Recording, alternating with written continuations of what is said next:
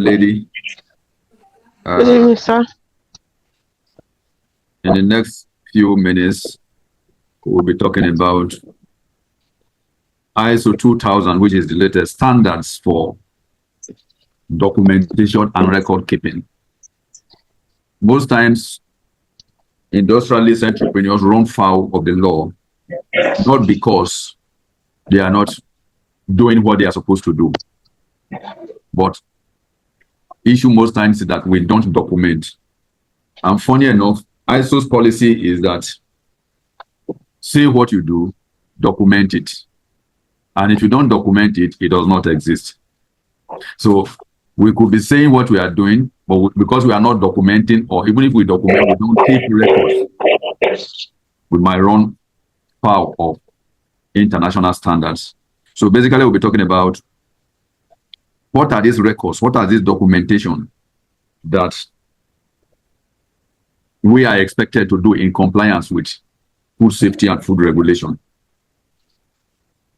My name is Silvanus Ogbo. I had my first degree in food science and technology, and ever since I veered out into management and leadership and done a couple of training. I worked in multinational organizations. I was once in UTC food processing. From UTC food processing, I was in UAC food processing. In UAC, started as a production supervisor and became quality, and became a production manager.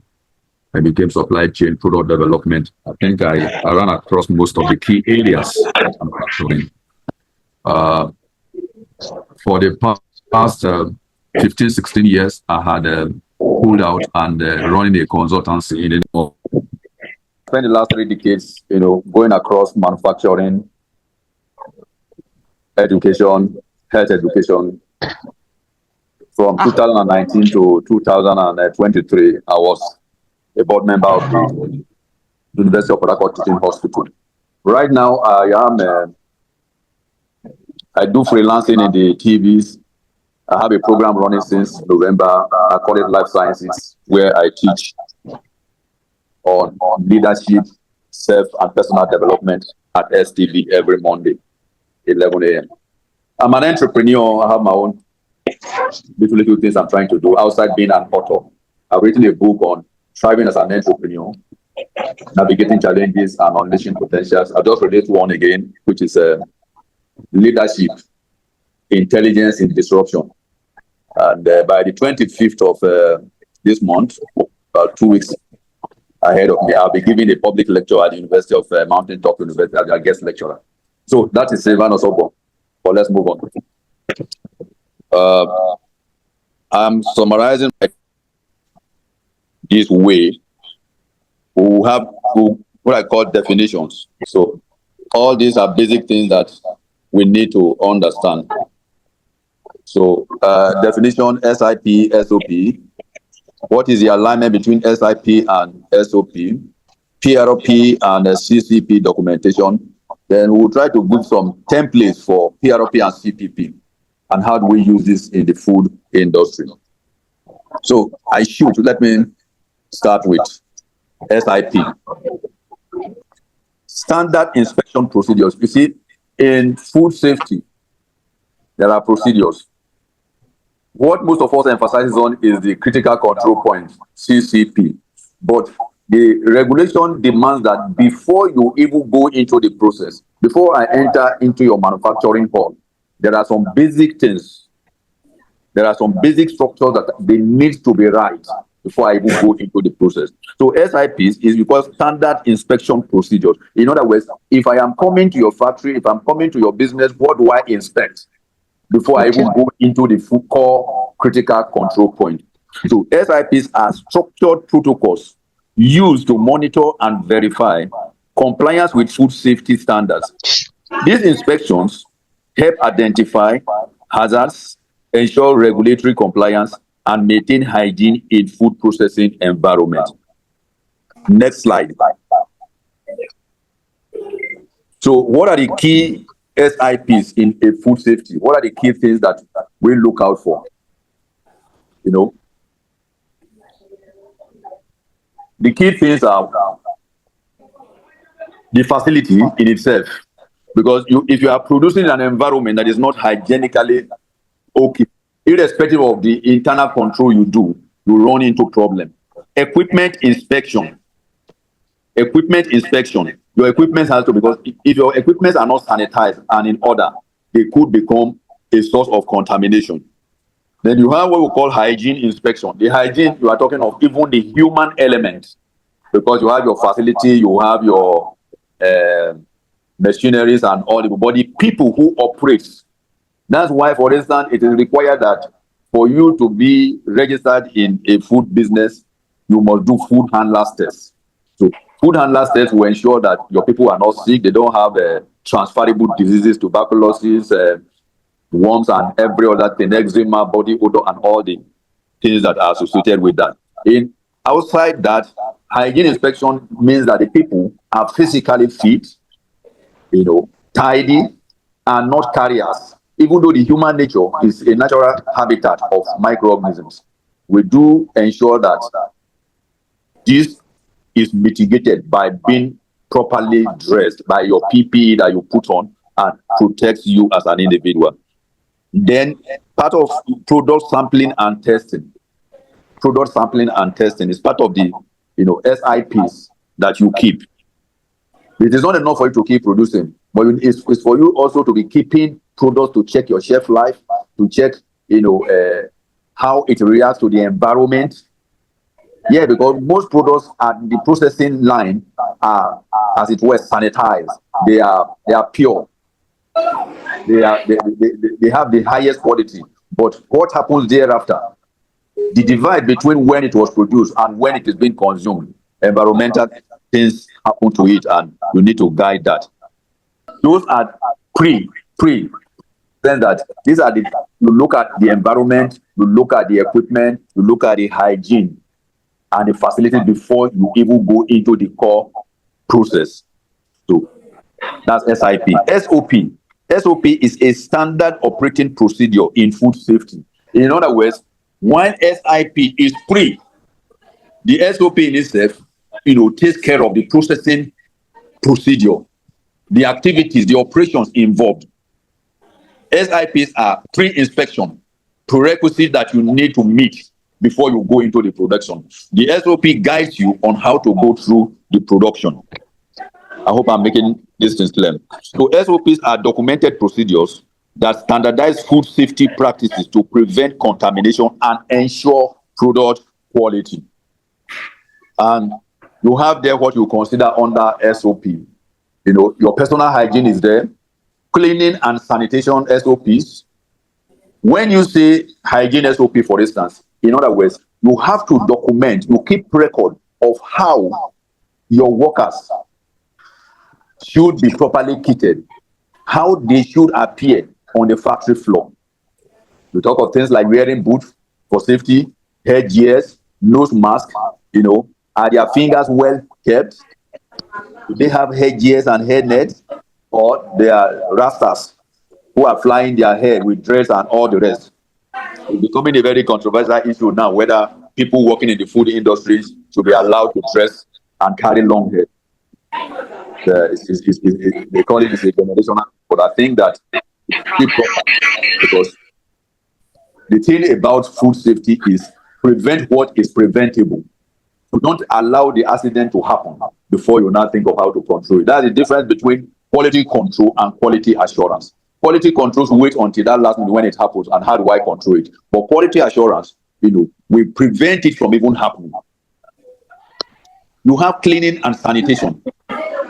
In other words, the food factory or your entire premises, whatever the business you are doing, there has to be a documented procedure of how you clean and sanitize. How you clean and sanitize. Gone are those days when you can use anyhow detergent.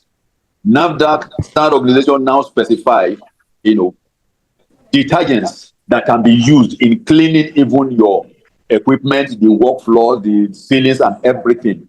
And because if you don't clean well, and if you don't have a standard method, including defining from the beginning what are the cleaning reagents that you need to use, it can become a source of hazard to the food that you are producing, because there is no way there will be no interaction between the walls, the tables, the equipment, and all the facilities involved in that processing. So you need to document and keep a record of how you clean. And the standard right now is, after you have cleaned, there is what you call residual chlorine. You have to swab the surfaces. To swab the surfaces and to know how efficient your cleaning process is. The records we expect to see in the food industry is not just for you to tell me, yes, I clean and sanitize, but what happens? What are the microbial load? What are the residual, microbial load that you have after you have cleaned? It shows the efficiency or whatever the detergent or whatever or the cleaning process is. So you need to keep these records. Food handling and storage SOPs. There has to be a documented procedure of how you handle your food in the process. You can take somebody who is working in a chicken processing factory, for instance. What kind of hand gloves do you wear? These chicken are frozen, so you must make sure that you wear hand gloves that, as it were, keep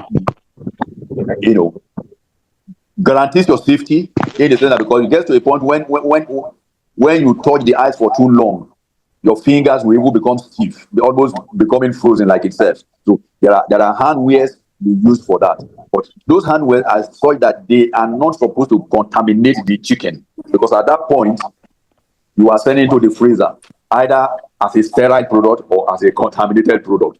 You talk of allergen controls. What are allergens? Allergens are, if you take, there are some food items that are very popular in allergens. In other words, there are a group of people who are allergic to them. Milk is one of those things. Milk, it could be from protein milk, it could be from animal milk, it could be from soya milk. There are some who are allergic to it. You hear of gluten in snacks now and in bread products. Some people are allergic to it, gluten. So for every product you are handling, you need to keep your record of allergy. Pest control is another thing. It's not just enough for you to say, yes, I fumigate and I do this. There has to be a record of how you control your pest. Number one, what are the chemicals you use? Because if you use, for instance, Otapia that kills the rat, you must know that that same thing is also dangerous for you as a human being. So your SOP on pest control will declare what the chemicals you are using and how frequently you fumigate or use the pesticide in your process. They must also talk about product report.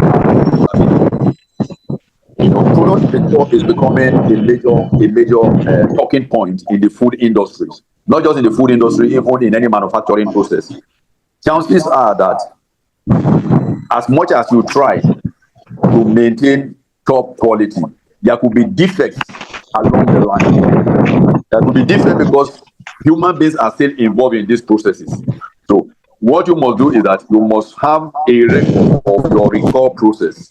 That is why, for instance, when you produce food, you are supposed to give what is the production date, what is the batch number, what is the some modern industries have gone as far as even identifying who the shift manager was, who was the supervisor was, and how and at what time it was produced. I'm sure most of the food you see, if you pick them, they will not only give you best before, production date, expiring date, but they will give you batch number, and they will tell you even at the time it was produced. All these are records that you keep that can help for recall and traceability. Let me ask a question, because I want it to be as interactive as much as possible. You are running a factory. Maybe you are canning, let's say, fish, and overnight, it's common with beverages. Let's say a beverages, because that is what most people do. And you realize that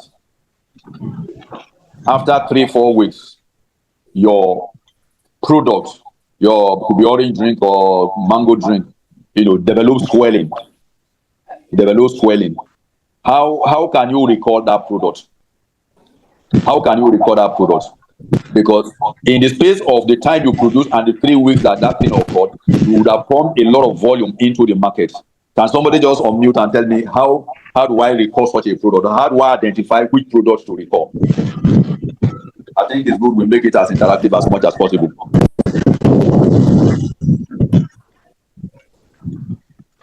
I am a producer of a beverage, orange juice, and I have sent products into the market. I've been producing it for the past 1 month. Suddenly, there is a complaint in the market that there is a bulging canned products that I have there. How do I recall? What are the ways in which I can record that product? How can I identify? Or do I start going, oh, I've produced for the past 3 weeks? Do I start recording everything?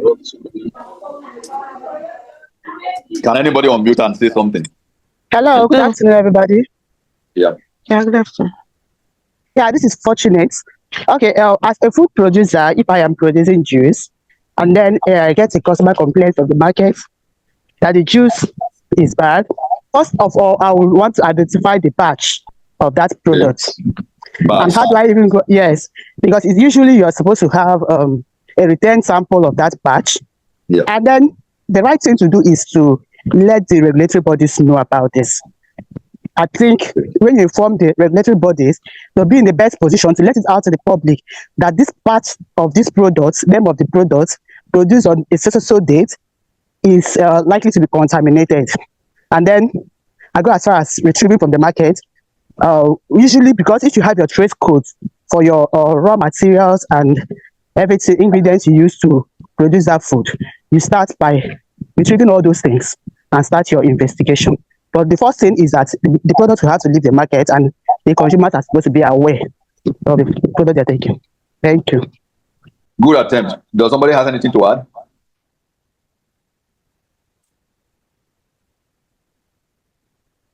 There is a critical point I want to bring out here. You see, your recall or your traceability records does not only stop at putting your batch number, putting your time, and all the rest. It should go through. Your recording should go through in and out. You know, a throughput from your manufacturing into the consumer's point. In other words, you should be keeping record of Monday production 3 p.m. batch number so. You should be able to say this is where, this is the salesman that took it out. This is the market. This is the supermarket he gave it to, or it went to Orile market, it went to Ajam market or not. So, recall process does not only stop at your records in the factory. It extends beyond your factory and go to the consumer's point. How many of us have seen, you know, these days now, they call them, what do they call them now? This Consumer Protection Agency, you know, moving around. So it is the next phase of, you know, anathema, if I put it that way. They are becoming the next police that might likely be giving a lot of headache to the manufacturer, the people who are involved in food production. In the sense that, yes, while NAFDAC will do whatever they are doing, let me give you a practical example. Some years ago, I was the production manager in USC, and specifically I was under Gala, and a situation arose where somebody came up and he walked into the butter factory and said he had a piece of Gala, and there was a fingernail inside the Gala, and he came in with pressmen and all the rest to come and sue and close down the company. How many of us know that when you are a successful person, you become an endangered species? Nigerians want to make money out of you. So this guy came in and was making all the noise. You know, the managing director sent for me, and I went to meet him and said, this is the complaint they are getting. I said, okay, it's not a problem. Let's go to the factory. You know, they came in with pressmen, and as far as they were concerned, they were trying to shoot the news. So I took them into the factory, and what did I simply do? You know, I went through from raw material, record keeping, documentation, which is what we are discussing now. Went through the process, how from inspection of raw material, how the material got into the design, and the documentation that was following. We did it up to production, the batch number, and I asked a simple question. The product that you have, let me have the batch number. Let me know when it was produced. Lo and behold, he had cleaned off the batch number, and it was not there. That was one. And I told him that it was not possible that you will find fingernail in gala.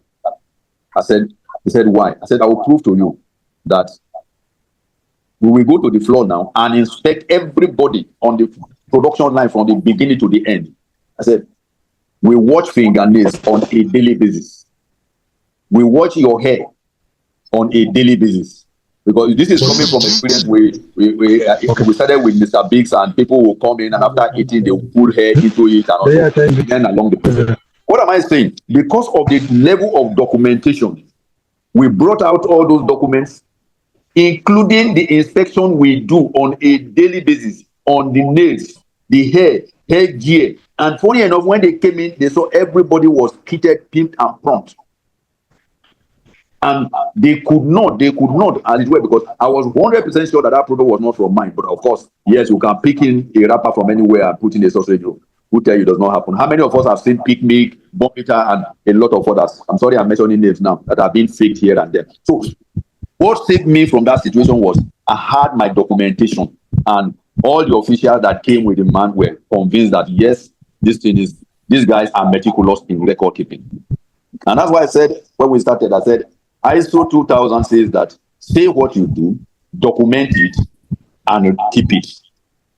If you say what you do and you don't document it, it is assumed that it does not exist.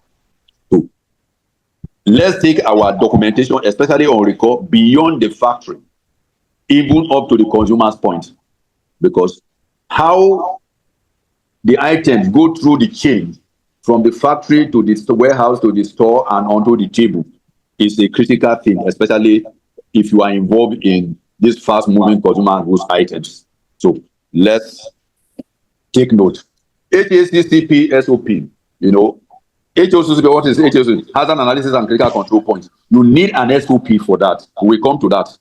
But just know that you need SOPs for your personal hygiene, your cleaning and sanitation, food handling and storage, allergen control, pest control, recall and traceability, as well as HACCP. We'll come to HACCP. The takeaway from this session is that SIPs and SOP at any manufacturing organizations ensure consistent food safety, regulatory compliance, and consumers' trust. That is why I'm going to tell you about the story that happened in USA. We came out of that thing, and even the man who came and was trying to bring down the entire factory, said, "Oh, I respect, your record keeping. I respect your record keeping." At the end of the day, the man told me, "You have authority over samples. Give him whatever samples you need to give him, and let him go." And follows the case. PRP and CCP documentations are recorded. In food safety management, PRP, that is prerequisite programs, and critical control points documentation are essential to provide clear guidelines for preventing contamination, managing risks, ensuring product quality, and safety compliance. PRP, prerequisite programs. What are these prerequisite programs? Prerequisite programs, PRP, are fundamental food safety. Fundamental food safety practices that must be in place before implementing an HACCP system. HACCP system is hazard analysis and critical control points. Before you get to that hazard analysis and critical control points, there are some prerequisite practices that you need to observe. They control general hazards in the production environment and support food safety management system. In other words, while your critical control point and hazard analysis and critical control point is faced with the control of the food processing itself, your PRP, your prerequisite programs, is focused on the things around the environment where the production takes place. I hope I'm clear. Key areas of PRP documentation. In other words, what are these prerequisite programs or procedures that we should document before we go into it? Building structure and layout to ensure proper ventilation, drainage, and hygiene. That is the facility where you are going to carry out the production. The structure should be okay. We are hearing of collapsed buildings, fire incidents. All these are hazard analysis and critical control points. But the way to avoid them is by taking all the prerequisite preparation and procedures to make sure that it does not happen. We are talking about the structure itself. Is there ventilation in that place? Is there a good drainage system? And what is the hygiene around that? Just like I said, product recall. Waste management is becoming a key aspect of any manufacturing or food environment, because naturally we generate waste. You take the eateries, for instance. People must come and eat and have a lot of leftovers, bones, plastics, straws, so many things that are involved, wastages that come. How do we treat these wastages? We have to document it. Cleaning and sanitation PRP. Cleaning schedules and checklists for daily, weekly, and monthly tasks.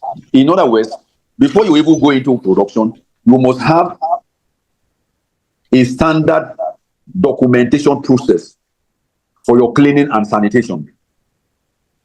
Yes, when you go into critical control points, you talk of deep cleaning. But you also have to talk about how you clean the environment. What are the schedules? I expect somebody using a mixer, whether it's an ice cream mixer, a dough mixer, or whatever it is. You must be able to wash that mixer at the beginning of the day, before work, and after work.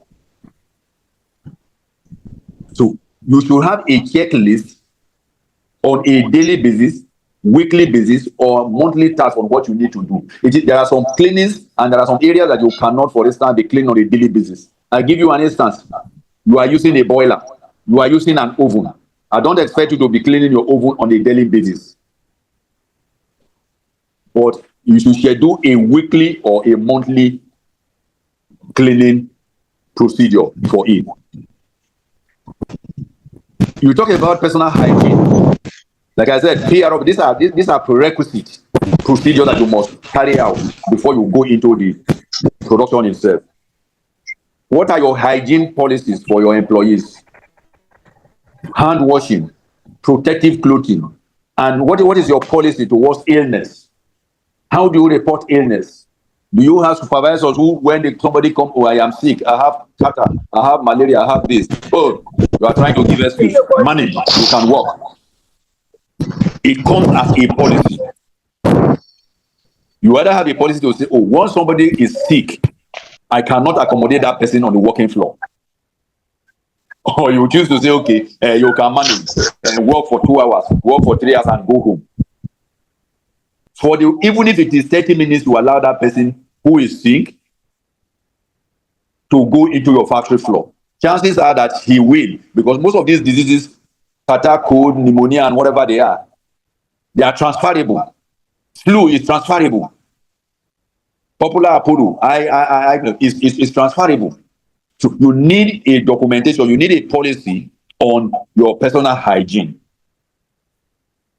policy on people. That's why, for instance, when you talk of hand washing, the idea thing in a factory, that's why when NAFDA comes to some of our factories or our production floor, they will insist that you have a wash basin with a sanitizer outside of the factory.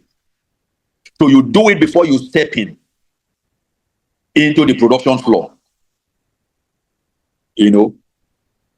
In advanced countries and in advanced production now, after you have kitted, they make you go through an UV room.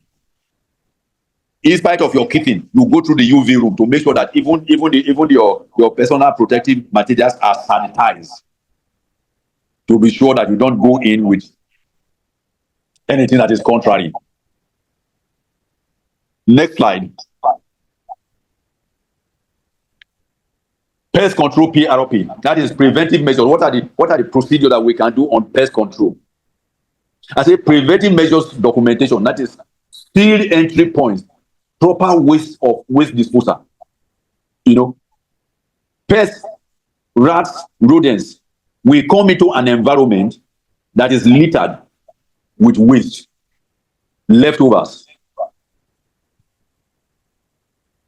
in your facility. If there are entry points, holes on the walls, doors, that's why when you are constructing a food factory, they expect that, I don't know how they call it, at the bottom line, either you use a tie or you use a wood to just round that environment up, to seal up all possible holes and all possible corners.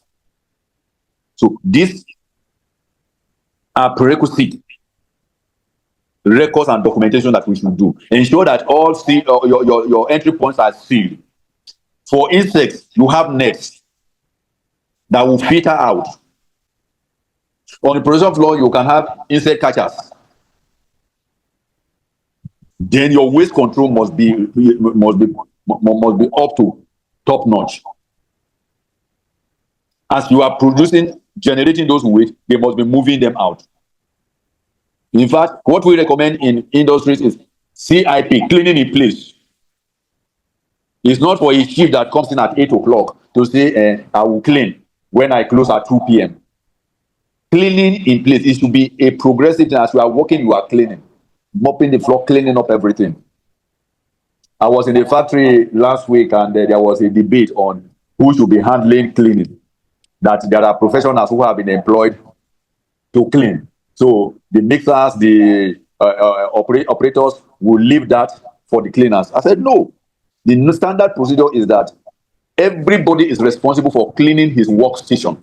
What is your workstation? Your workstation is at that point where you are carrying out your operation. If you are packing, for every label that is not good, don't litter it. Have a bin close to you where you drop it. For every bottle that is not fit to go into that bottling process, put it in a bin. Cleaning in place. Yes, the general cleaner can come maybe every 30 minutes, every 1 hour.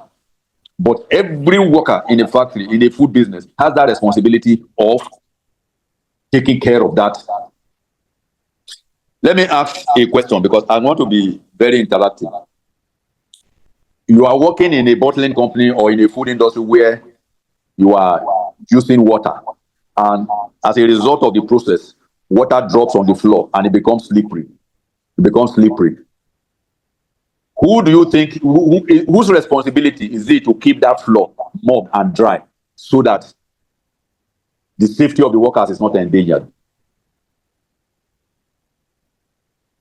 I come again, we are working in an operation where water is involved and we have constant wet floors, which could become slippery and safety becomes an issue.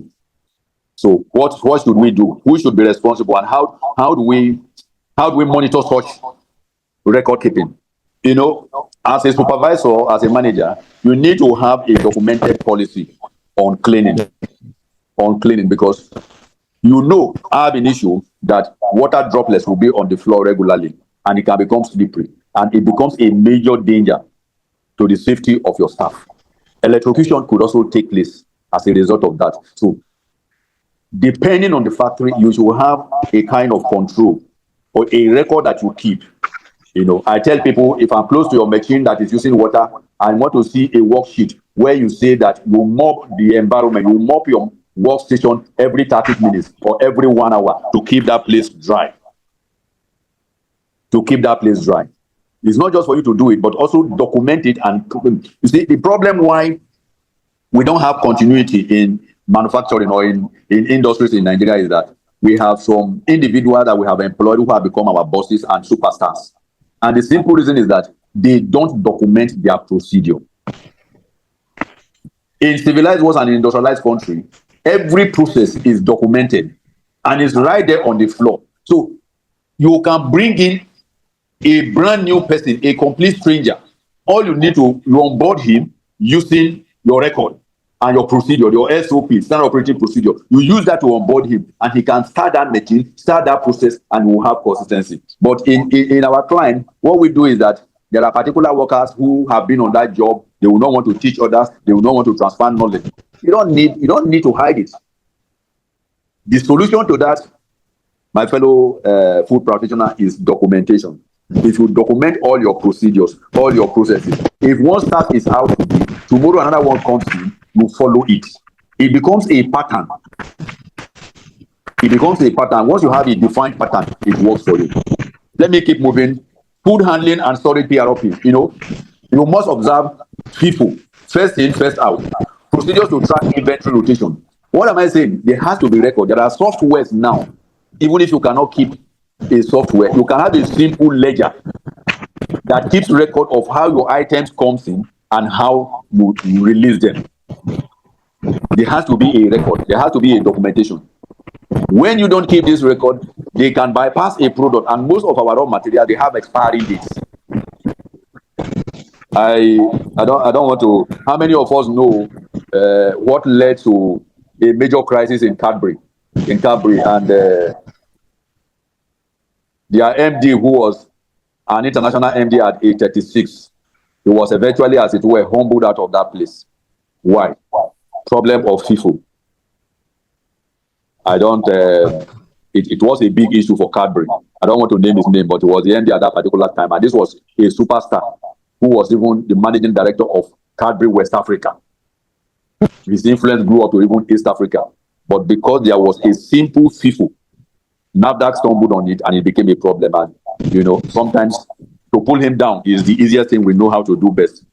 He lost that job, and not only that, Cadbury had to go to a true reorganization. In fact, Kraft had to buy them over for them to come out of that simple record keeping FIFO. Allergen management PRP, allergens ingredient list and their designated storage areas. If you must designate, items, for instance, you are in a production floor where you are using milk, for instance. Milk is a major danger. Weight is becoming a danger. All this, you have to document them and keep them, separately. And let there be a label. NAFDAC would expect you that in your warehouse, you separate your raw material away from your packaging material. And each one, you properly label it. And if you have any of these chemicals, like maybe phosphoric acid, any of your acetic acid that are highly inflammable, you will put it there. You put a danger mark on it that this item is in so place. These are documentation. These are recording you will need to keep. Water and air quality control PRP. Water quality test reports to ensure potable water for production. It is not for you to allow your water go into the production before you say you allow it's too hard. The pH is not. How many of us know, for instance, if you are in the beverage industry, you are in the dairy industry, you are in the most of these industries, pH is a very critical element. So in your water, you must have a record that is showing how you monitor the pH on a regular basis, the chlorine level on a regular basis. And after every treatment, I don't know whether you treat it on a daily basis or on a weekly basis, you test out for the residual chlorine. Because the residual chlorine in your water is what you need to keep the water pure, to keep it okay. But your body system also doesn't need that residual. That is the excess that will be at it. It will give it taste, it will give it color. So one of the records you must keep in your water is you must do tests regularly to test the pH, to test the residual chlorine, and any other thing that you need to. But let these records be documented. What is CCP? Critical control points. You see, we are taking it gradually.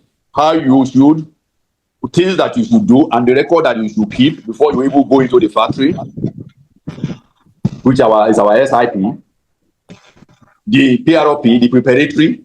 Then now we come to the critical control points. You see, we must not model these records, because a slip in one, you have a chances that you can monitor it and retrace it at the second stage.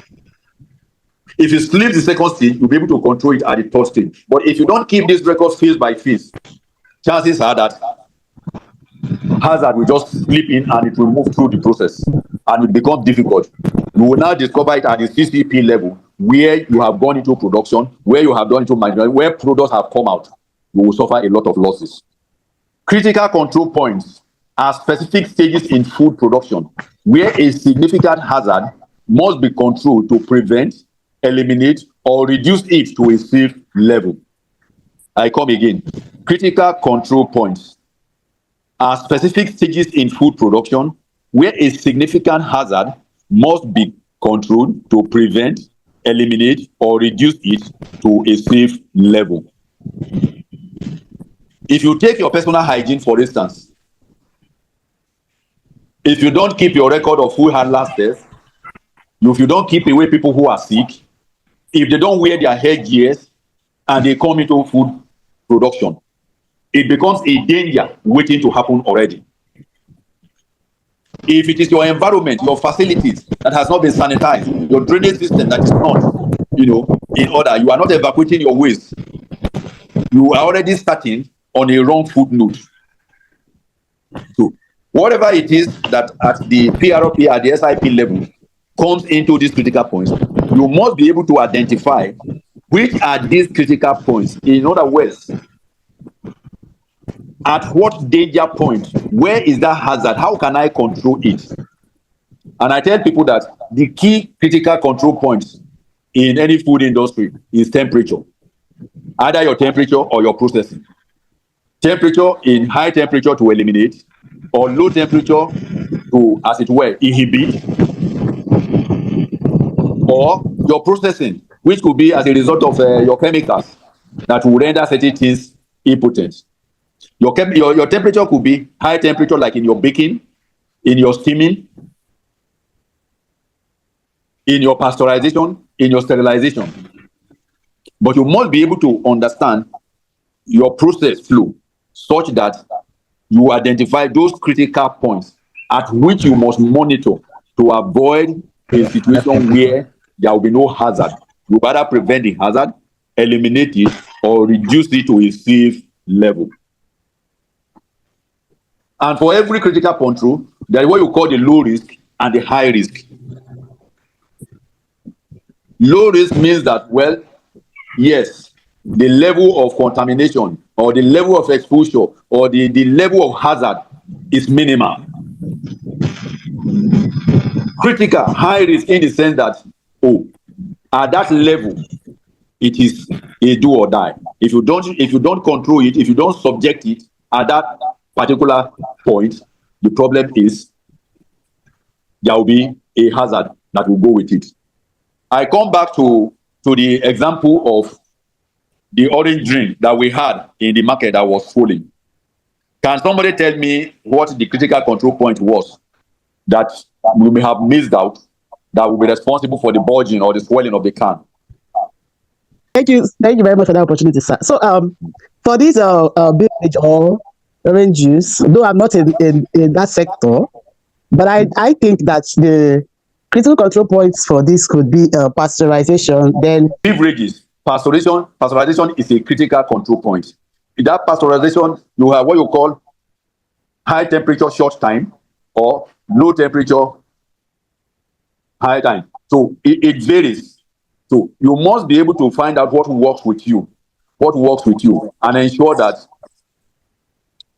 you are able, whether it is a high temperature short time or low temperature long time, whatever it is, you are able to eliminate the pathogens. It is the presence of the pathogens that will, they are gas-forming microorganisms. We call them nanobacteria. They are the ones that will produce gas that will result in bulging. So a critical control point in that case is pasteurization. If you are doing a juice, a concentrated juice, for instance, a juice with some concentrate in it, another critical control point could be your filtration point. In that case, if you get it wrong, your juice will become cloudy after some days, or you have sediments settling at the bottom. That would be a hazard. So sedimentation, which is through your filtration bed or whatever it is, or your homogenizer, will be part of it. Bulging is pasteurization. Anybody maybe processing, maybe frozen products? Anybody in frozen products? Could be ice cream, it could be yogurt, it could be, you see, in frozen products, temperature is also critical. It's not only critical, but what is important in your frozen products is that the rate of freezing is critical. The rate of freezing, that is from the time you finish processing and it's having a room temperature or ambient or even above that room temperature because it has passed through the line, and the point at which it attains 0 degrees centigrade and go beyond to minus, the rate at which that cooling process takes place is critical. If it takes too long, it will form what you call ice crystals. You will hear, somebody will tell you that, oh, that ice cream is sandy. I feel some stones. So that's why in most dairy products, they go through blast freezing. Blast freezing is done rapidly. In a question of few minutes, it will move from a temperature of 65 at your pasteurization of 60 degrees centigrade where it was pastured, is turned into minus. So critical control point could be temperature and your rate of cooling or rate of of cooling, or how do I call it, or freezing the speed at which you freeze it. And that same chicken, there are critical control points. For instance, what we do most of the time, the fast food and all of them, we bring out a frozen chicken. Can somebody tell me what is wrong in bringing in a frozen chicken and leaving it ground for it to thaw before they can cut? They can cut and now go and roast. Fast food guys, what is the critical control point in that?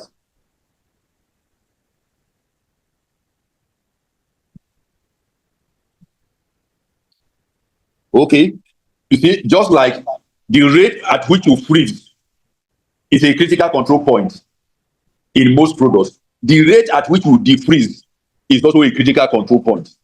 If you leave it for too long before it defrosts, and now you start processing, chances are that microorganisms will start growing, because at that frozen point, it's not 100% sterile. In other words, it's not that there are no organisms. Some are subjected. They become inactive at that point. So when you now thaw for a long time, you give them enough time to become active. Critical control point. So it is important that the man in the fast food keeps record of how long he defrosts his chicken before marinating and barbecuing it out. The ice cream, the beverage, you must keep record of how long it takes. Take your output temperature. When you finish processing, what was the temperature? What is the desired temperature that you want to attain within a given time? You keep these records. It's critical. Next slide. Areas of critical control point documentation. In other words, these critical control points, which are the areas that we must get a hang on the documentation. I say use a hazard analysis worksheet to determine where hazards occur. I'm just giving you now.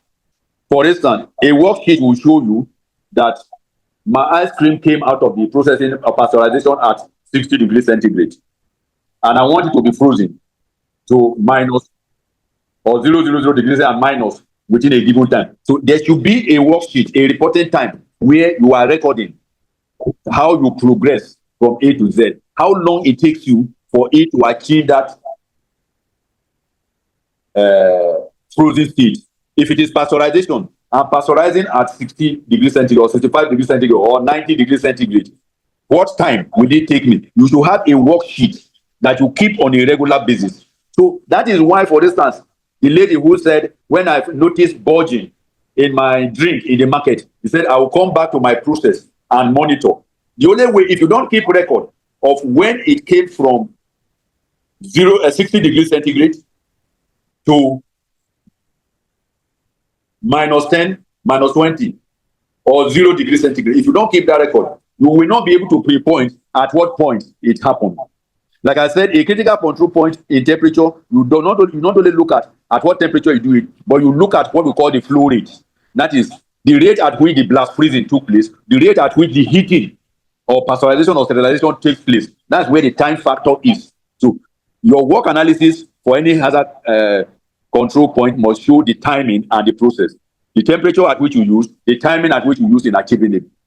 CCP monitoring record, temperature monitoring logs for cooking, cooling, and refrigeration.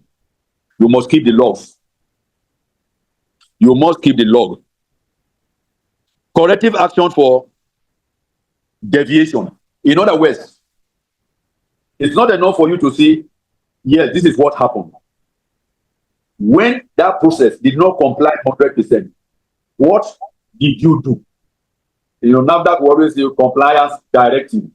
We give you compliance directive. In other words, when the process did not flow, when you could not achieve the cooling in 15 minutes that you wanted to, what did you do? What action did you take to that one? So action plans of a CCP is when it is out of control, e.g., discarding unsafe products. You can either discard it, you can rework it. And I tell people, we make mistake when we are reworking. When we are reworking, you must rework your products based on your original recipe. If it is ice cream, for instance, if your batch is 100 kg total production, you cannot go and rework ice cream and take 20 liters or 20 kg and pour into that 100 kg. No, it follows a ratio. And I give people the workable ratio is don't exceed between 5 to 10%. Don't exceed between 10%, 5 to 10% you rework. In other words, even if you generate an unsafe product, a malfunctioning product, you don't use it and just divide it into two, pour into the next batch. No, go back and store it and begin to prorate it into the new recipe that you will rework. And rework has its own formula. If you give me any particular product, I can give you a standard way of reworking. For instance, if you are a baker and your bread at the point of baking collapses, it collapses. You are not going to take that one trolley, a batch, back into the next mix. No. You must remember that the batch you are bringing in is a full-fledged loaf that has its yeast, has its sugar, has its all the preservative and all the ingredients put together. So you must work out a rework process and a percentage to do. Otherwise, when you rework without factoring in a percentage, you will end up contaminating the entire batch of rework. I hope I'm making sense. So you need all this documentation. For instance, I come into your factory, I will ask you, what is your percentage of recall? What is your documentation of recall?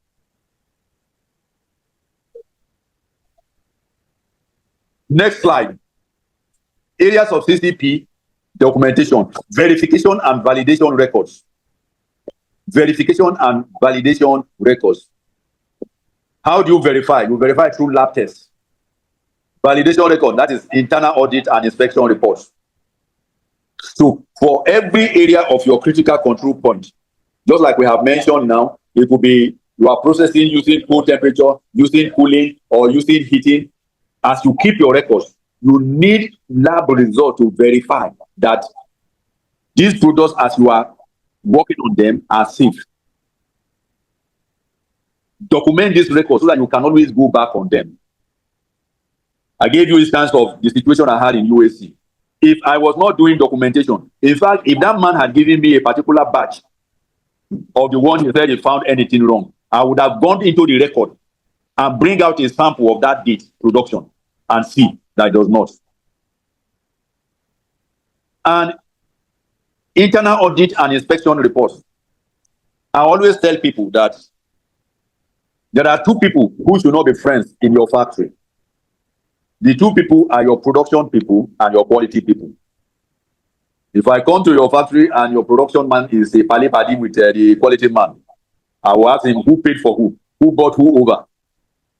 Yes, because the quality person is to serve as a check and balance on the production person. The production person should be keeping in the records, the test, batch by batch. The audit or the quality person should go there and confirm that, yes, you actually kept this record. And him too keeping his own records. And after the production man is done with this, the quality man or the quality the auditor or whoever he is or the inspector or whatever you call him, keeps his own record to match it against the production, to verify, to validate.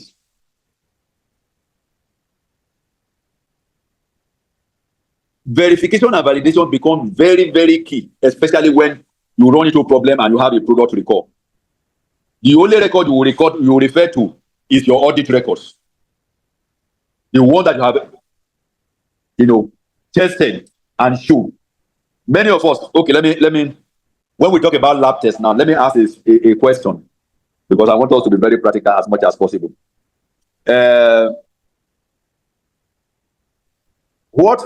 how often do you expect your lab person to go into the production system and pick samples for testing?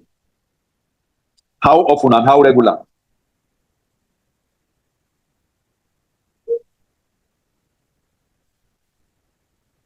Can somebody answer that question? I'm putting on the chat board, how regular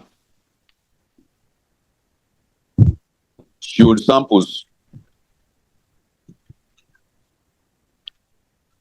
be picked from the production floor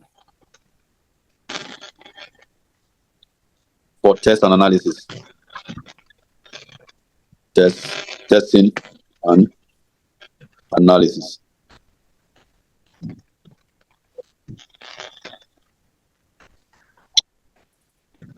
Is anybody ready to shoot? I'm asking this question because it's a source of fight in the production floor. So I want to know if we have an idea, if we ever encountered it.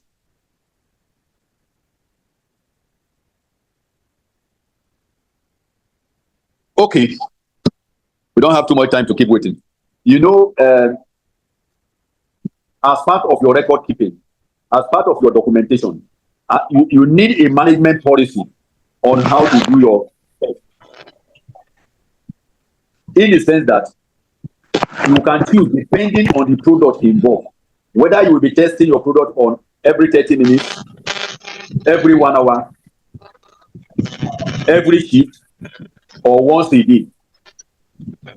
I'll give you an example. You can imagine somebody we have somebody from Right Food here, where they are bottling several drinks, and the quality person or the manager of his lab says that every 30 minutes I will go and pick,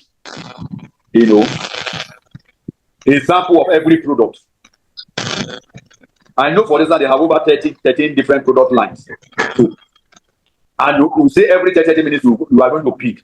Can you imagine the kind of volume he will be keeping for analysis? Can you imagine even the space that those samples will be occupying? And God help you if your managing director is not a very profit conscious, even though we should be as an entrepreneur. He comes to your laboratory and see that at any time you have over 500, of course, you keep them for a period. Let's say you have over 150 bottles of different assorted drinks. What are they used for? You said they are for laboratory tests. I'm testing them to keep the records. The man will tell you, he will sit down and ask you, see, each bottle is about, is it 350 now, or 345, or whatever it is. Multiply for you, I'll tell you, my friend, this is how much money you are tying down. So, as practitioners, how do we navigate through such a challenge? One, it is good for you to test your products, and make sure that what you are bringing out is wholesome. But on the other side, you are under pressure to keep producing and making money, and not keeping them on your shelf or opening them up and testing them. How can we navigate through such a process?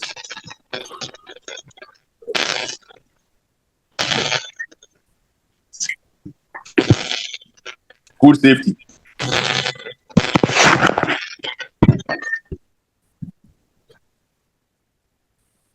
Anybody making an attempt?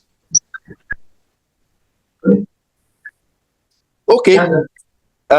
What we recommend for such production is, number one, you practice, make it a policy, you do random sampling. Random sampling. And number two, was somebody saying something? I was saying random.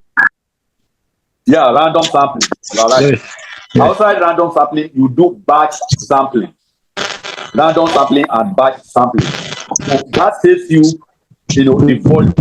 Because you assume maybe you have a tank where your beverage is stored, For a batch could be maybe 20,000 liters, it could be 10,000 liters. So you give yourself some benefit of doubt that batch that has gone through the mixing process, that went through the same processing time and processes, should be uniform.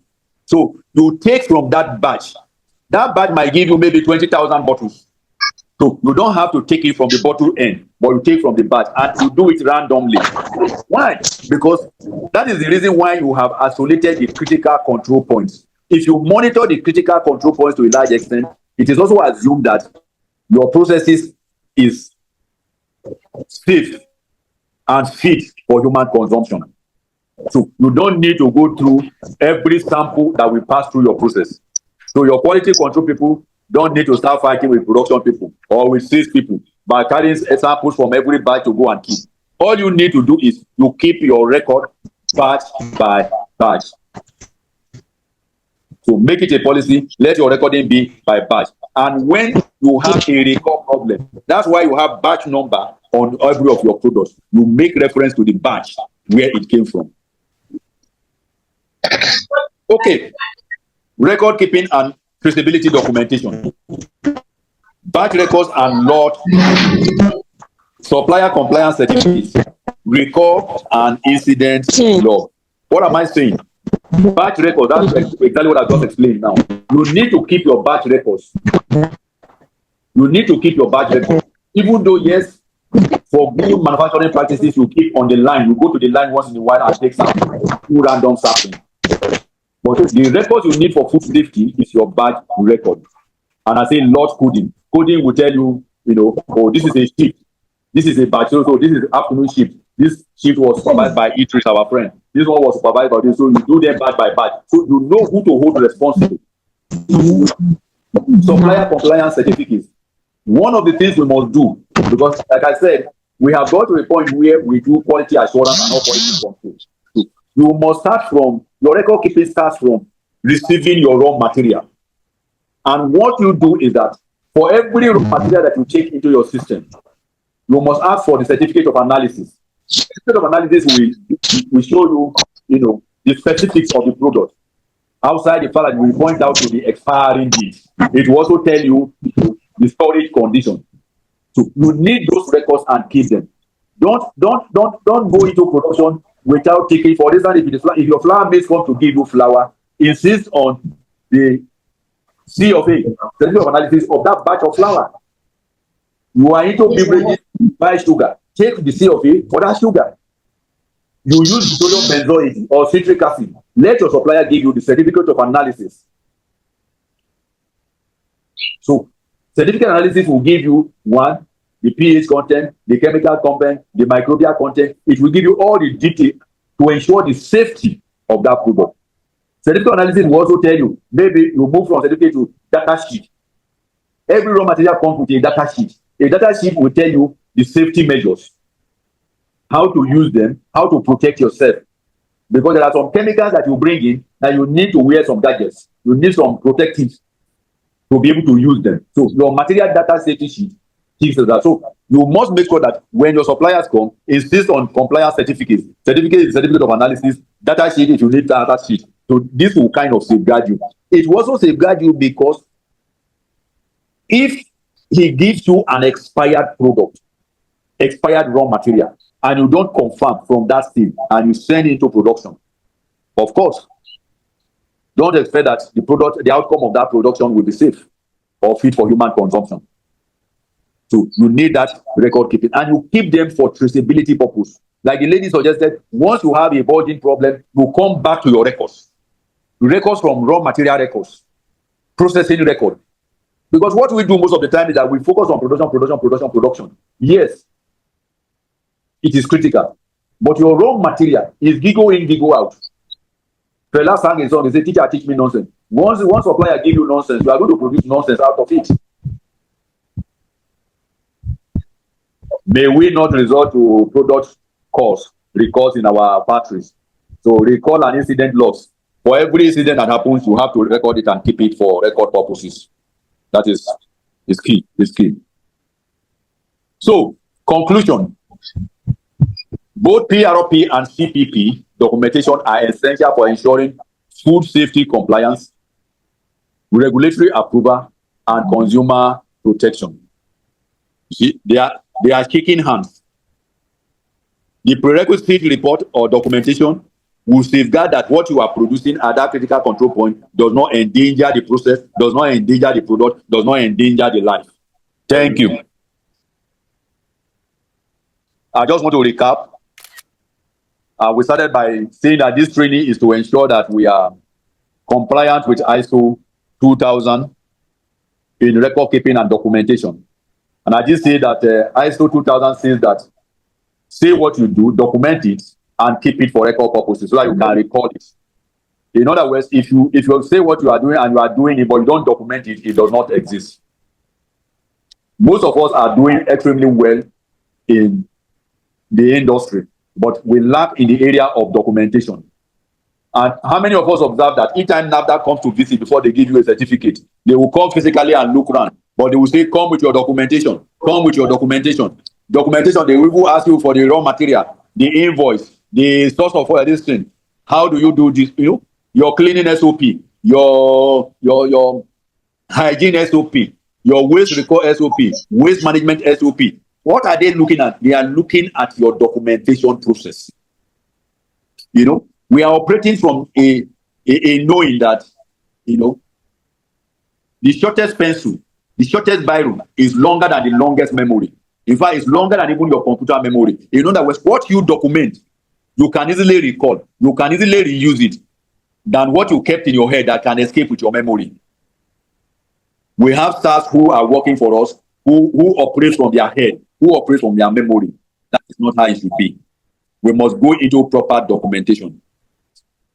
You know, when we do proper documentation, it has its own advantage as for you as an entrepreneur. Number one, it's economically healthy for you. You minimize waste, you minimize recall, you minimize recycling. Number two, you become more profitable because when you document your process, success has a pattern. Success is repeatable. Success is reproducible. So when you have this correct documentation of the procedure of all the step-by-step you do, from the PRP to the PIP to the CIP to the CCP, when you document them, what it simply means for you is that none of your staff can hold you to a ransom or hostage. Because anybody can come into your factory, look at the record, and just hit the ground running. So documentation for an entrepreneur will give you economic benefit. It also, as it were, it is a brand enhancer. It's a brand enhancer. In other words, your brand becomes very popular. That these guys they keep their records. They are hygienic. They follow procedure. They don't cut corners. You become popular, you become established. If you look at premium brands that are ruling and dictating the waves now, documentation is key. Documentation enhances your brand. It's something you can be proud of.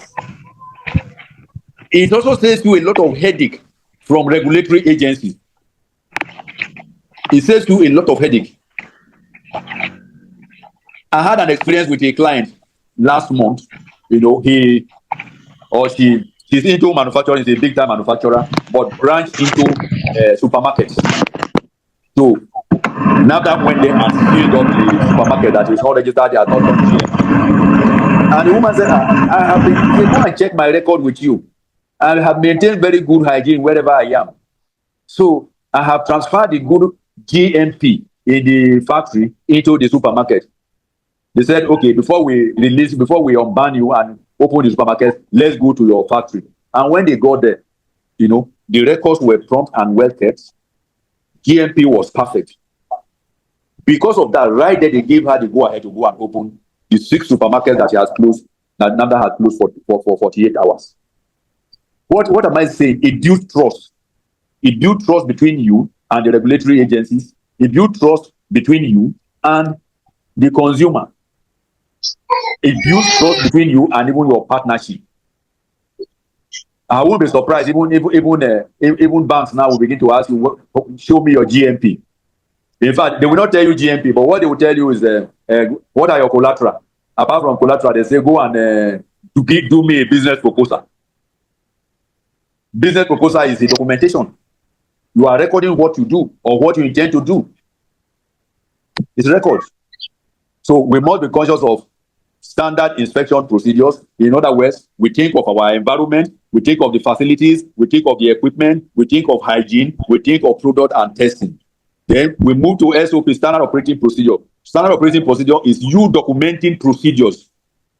Why? Because it will help you to standardize your food safety practices to prevent contamination and ensure. Because if you do something over and over again the same way, in a hygienic way, the chances are that the outcome will be consistent, it will be safe and profitable. So draw your standard operating procedure on your hygiene, draw on your processes, draw on your procedures. You know, you're mix for 2 minutes at slow speed or fast speed. Document it. That is how you can have homogeneity. Boil it for 15 minutes at so temperature. Document it. Let him not use his initiative. Oh, I switch on the gas. How many minutes ago? Document it. Whoever comes to it will follow it. Do SOP for your record, your handling, your storage, your warehousing. You know, you need to do all that. Pest control. Do for pest control. Once you have SIP and good SOP, your manufacturing organization will be consistent in what you do, and it will ensure that you are compliant with regulatory agencies. Of course, trust will come in. Prerequisite programs and critical control points, and I said these are documentation that are essential to provide clear guidelines for preventing contamination, managing risk, ensuring product quality, safety, and compliance. You have to write them. PRPs are prerequisite programs. That is, they are fundamental. They are the practices you carry out before you go into the process in itself. Your HACCP is to control those points that you have indicated as control points. But there is an environment that you will create that even the critical control points become more than 50% safe. Hazards are already eliminated. It is when you pass through, when the hazard passes through this PRPs, all identified. When you don't follow procedures, when you don't follow the documentation, that you go and start controlling at the critical control point. Like I said, that is quality control. But quality assurance makes sure that you avoid all the avoidable hazards. Ensure all preventive measures so that you don't go into that critical stage where it has happened. And the areas you can do your prerequisite documentation is your facility. Your facility and the equipment. Are they neat, sanitized? I tell people, don't clean your equipment with Omo. No. Clean with either vinegar or ethyl alcohol and let it dry. It's both, it helps you with both the microorganisms, mold brood, and any contaminant on your machines. Not detergents. Don't clean your metallic mixers with scrapers. Use other brushes. Because in an attempt to clean with a scraper, you are scraping that one, you are bringing particles of metals into it, so you are contaminating your process already. Ventilation, drainage, hygiene. You need to do all this and document. I'm sure we know that right now, you can't register any product without an SOP for your cleaning, your SOP for your hygiene, your SOP for recall. So all this is, we are not just saying them theoretically, you need to write it down, keep records of what you do. Don't just have the SOP and you don't follow it up. Do a test along the line. Like I told you now, water which is very key in every area. Do a swab analysis of your water regularly and keep the record. Keep the record to know the microbial load, salinity, or the acidity, the level of hardness, impurities, color. Record, do all the record and keep them. If you operate in the island like most of us are, the water naturally comes very bad. So your filtration, your water processing becomes very critical. And I tell people, if you are in the island here and you are not using a UV, you are not using a reverse osmosis, and relying on alloy and all the rest, you will have a lot of problems. But whatever you do, keep records. How often do you treat your water? When you treat it, what are the outcomes that you are expecting? What is the pH? Document it. Oh God.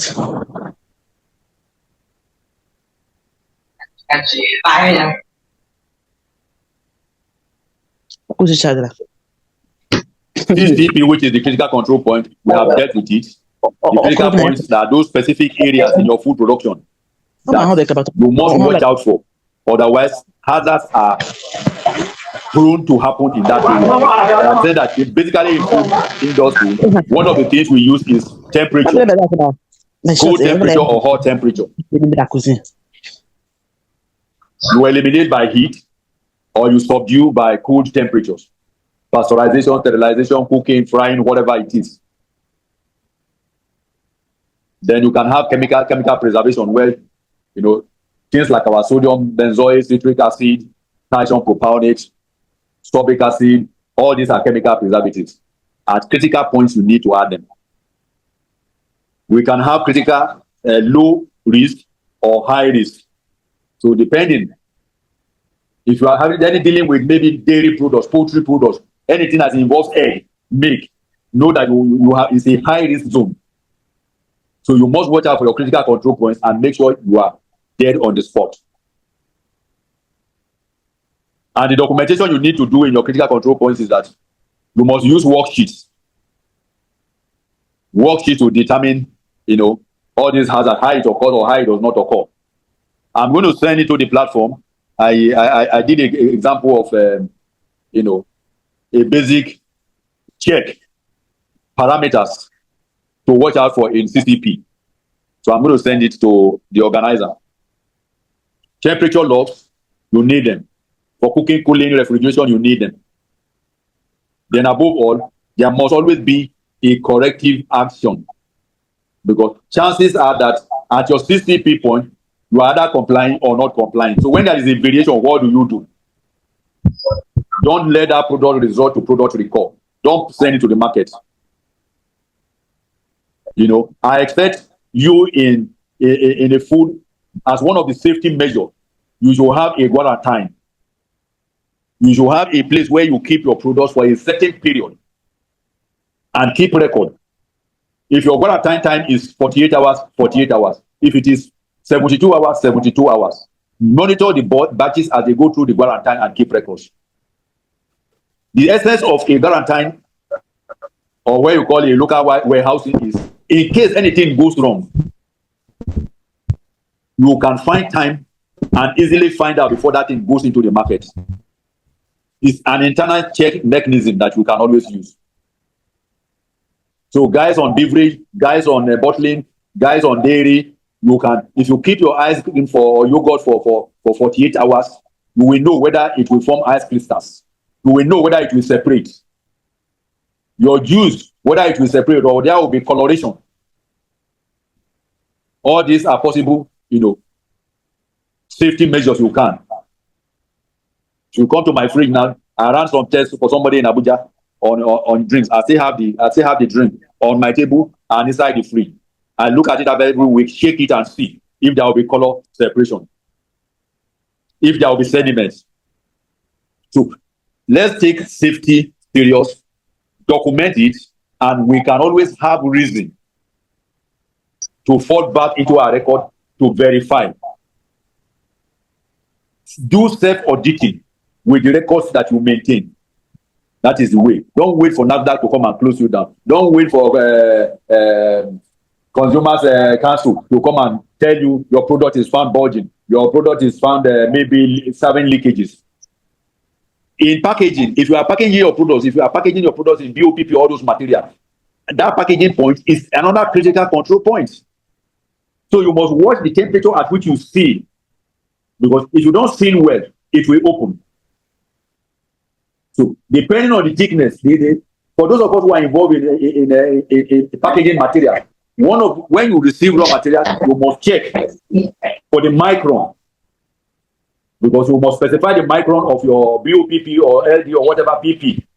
Because the micron, the thickness works with your sealing bars at a particular temperature. So if it is higher, then you know sometimes during that process you have to increase your temperature for it to have effective sealing. So that's why you can have some leakages. In packaging, you need to keep records of at what temperature you are packing and sealing. What is the micron of the material you are using? Because it's a function. The higher the micron, the higher the temperature you need to be able to seal it properly.